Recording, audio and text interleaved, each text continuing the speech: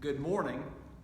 I'm Dick Hickman, a member of the vestry at the Episcopal Church of the Good Shepherd in Richmond, Virginia, and welcome to our second session of our Adult Education Forum course on the history of the church in England. I hope that you've had a chance to take a look at the hymn Jerusalem and a chance to take a look at the study guide for this course that we've provided for you on our church website. Today, I'm going to cover about 1,000 years of the church in England, but by focusing on three very important individuals and three particular dates in time. And they will be the arrival of Joseph of Arimathea in Glastonbury in 63 AD, and then in 563, exactly 500 years later, St. Columba will set sail from Ireland to Iona and found the very important mission on the small island of Iona in the Inner Hebrides of Scotland, and that will be a very important mission in the expansion of the church. And then we'll skip ahead another 500 years to 1066 to William the Conqueror invading England and installing Lanfranc as the Archbishop of Canterbury. So I'm not going to try to cover all of the details. In this session, we're going to cover those three individuals, and they're really three fascinating stories. The legend of Joseph of Arimathea dates back to the 12th century. This legend has been around for a long time. Joseph and his followers supposedly arrived at Glastonbury, which is in the west of England, south of Bristol, in 63 AD. And they climbed Weary All Hill, as in we were weary all. And they sat down. Joseph sat down and laid down his staff, and when he awoke the next morning, his staff had taken root and grown into a miraculous thorn tree. The tree would bloom twice a year at Christmas and Easter. Now, Joseph is also part of the legend of King Arthur, which tells that Joseph brought the Holy Grail, the chalice from the Last Supper, to England. And of course, the Knights of the Round Table searched in vain for the Holy Grail. Now, for our purposes, we'll start this course with the legend of Joseph of Arimathea. And we do know that it is a legend, but there are historical facts that clearly indicate that Christian missionaries were in England in very early times. We do know that there was an ancient abbey at Glastonbury, and it survived until 1539 when it was destroyed by Henry VIII. Now, the thorn trees at St. John's Church in Glastonbury were cut down by the Puritan soldiers during the Civil War in the 17th century, but the townspeople saved the cuttings, and the thorn of Glastonbury grew back. There was a custom of sending a branch of the Glastonbury thorn to the Queen at Christmas, and that dates to the early 1600s when Queen Anne from Denmark was the consort of James I. A spray is still cut from the thorn in St. John's churchyard and sent to the Queen every Christmas by the vicar and the mayor of Glastonbury. In 1559, Queen Elizabeth I wrote to the Catholic bishops in England to remind them that the church in England had existed long before St. Augustine brought the Roman church to Canterbury in Kent in 597. And she specifically referred to Joseph of Arimathea. So this will be our starting point. We accept that we don't have an actual, reliable historical record of exactly when the first Christian missionaries arrived in Roman Britain.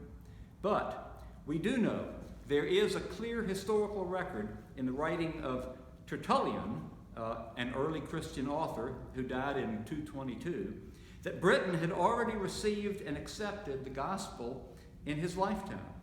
And Eusebius, who died in 340, one of the earliest church historians, wrote that some of the disciples have reached the Isles of Britain. So we do know that there were Christian churches in Roman Britain in the early centuries after the crucifixion and resurrection of Jesus. And we can call this the British or the Celtic Church. Now, A number of other important events were happening right about the early 300s that I'll recall. In the year 305, that was the year that St. Alban, the very first British martyr, died. In 306, Constantine was proclaimed Roman emperor by his soldiers at the city of Eboracum. We know that as the city of York. In 313, Constantine removed the ban on Christianity through the Edict of Milan. In 314, there were 3 British bishops that attended the council at Arles from York and Lincoln and London. And in 325, Constantine convened the Council of Nicaea. In 336, the first celebration of Christmas on December 25th in Rome under Constantine. Now these years in the 4th century, that was the peak of Roman civilization in Britannia. But in less than 100 years, in 410, Alaric and the Visigoths. Now Alaric and the Visigoths sounds to me like a punk rock band.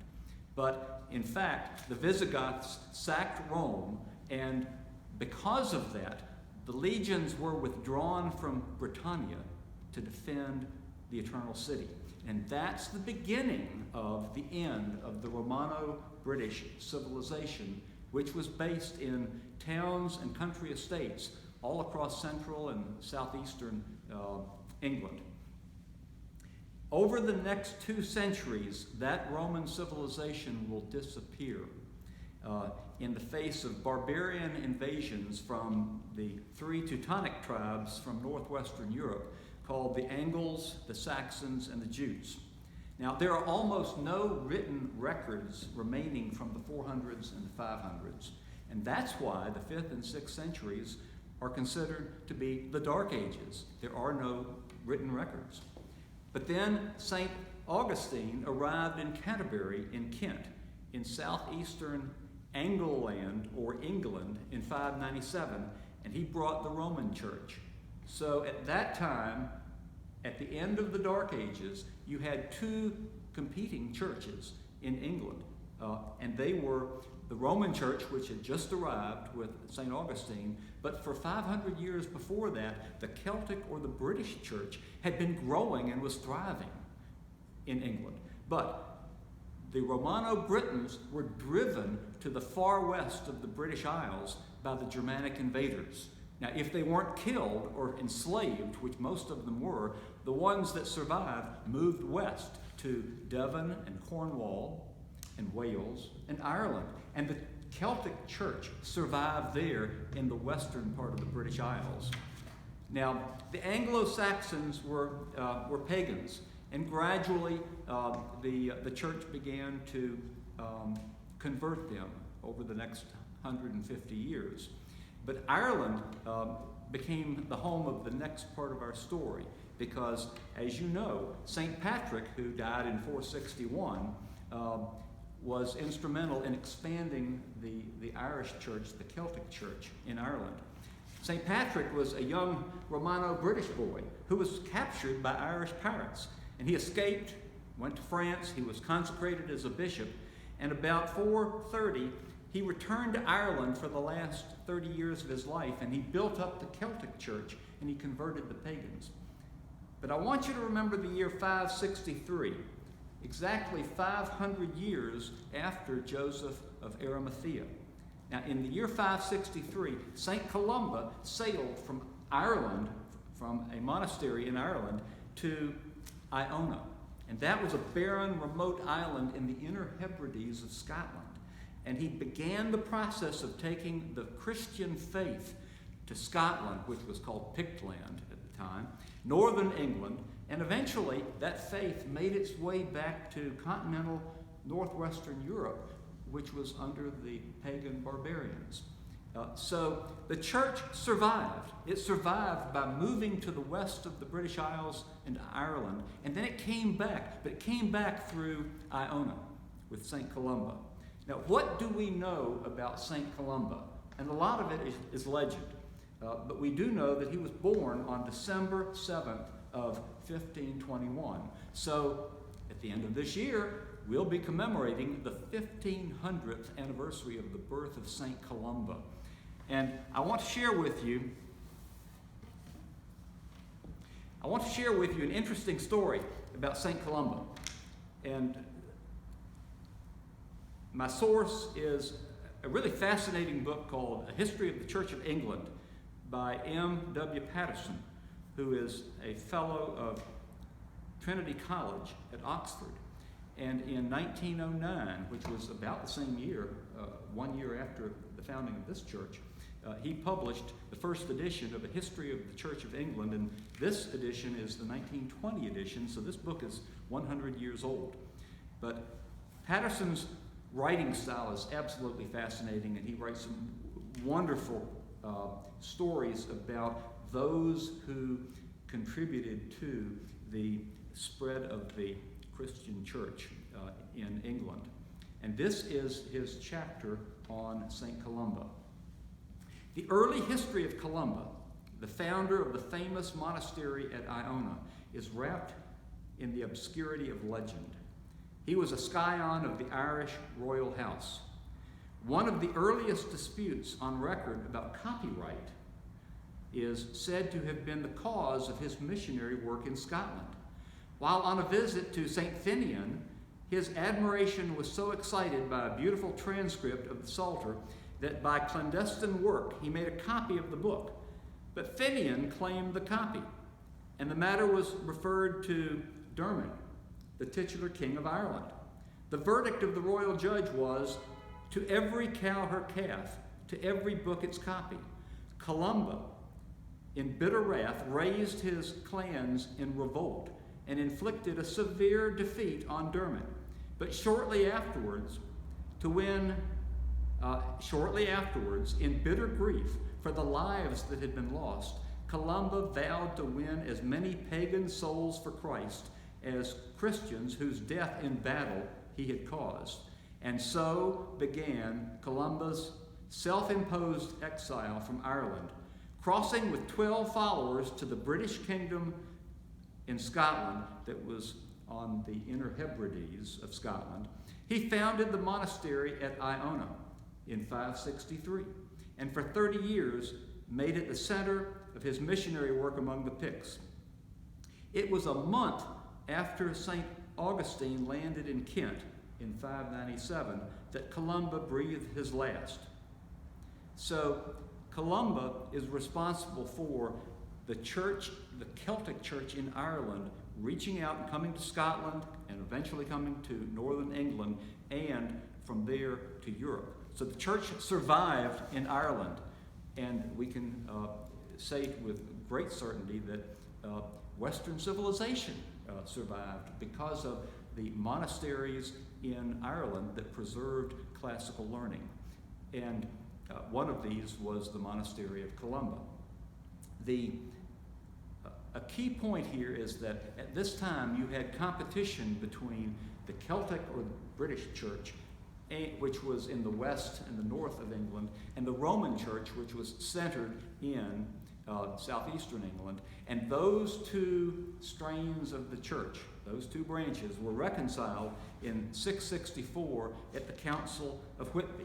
And interestingly enough, one of the major issues that they had to resolve between the Celtic church and the Roman church was the date of Easter. We don't think of that as being such a great issue, but at the time it was. And the Celtic church gave in and accepted the Roman calculation of the date of Easter. And on a number of issues, they resolved their differences, and the church began to merge both the Celtic and earlier British traditions with the Roman traditions, and you had the Anglo-Saxon church, which we'll talk about more in our next session. And we'll talk about Alfred the Great, who was the great Christian Saxon king of Wessex, who faced the Viking invasions in the 9th century, which overran the country and bringing even more death and destruction. But for today, I want to jump ahead to 1066 and another 500 years after St. Columba, and mention William the Conqueror, the Duke of Normandy, who defeated Harold Godwinson I always remember Harold Godwinson's name by thinking, oh, he's Mills Godwin's son. And Mills Godwin and his ancestor, Harold Godwinson. Harold Godwinson was the representative, the leader of the English Anglo-Saxon party, and William came over from Normandy with a mission from the Pope to reform the Anglo-Saxon church. They defeated the English forces at the Battle of Hastings in 1066, and the French Normans. And when you hear Normans, think Northmen or Norsemen, because those Normans were originally Vikings from Scandinavia who came to France around 9/11. But they came to England, and the Normans took over the court. They brought French as the court language, and they took over the church. And William the Conqueror, William I, named Lanfranc as his Archbishop of Canterbury. Lanfranc is the third great personality that I want to talk about today to complete this session of our course. Lanfranc was born about the year 1005, and for the story of Lanfranc, once again I want to turn to Patterson's wonderful book and the beginning of the chapter on the partnership between William the Conqueror and Lanfranc. And that is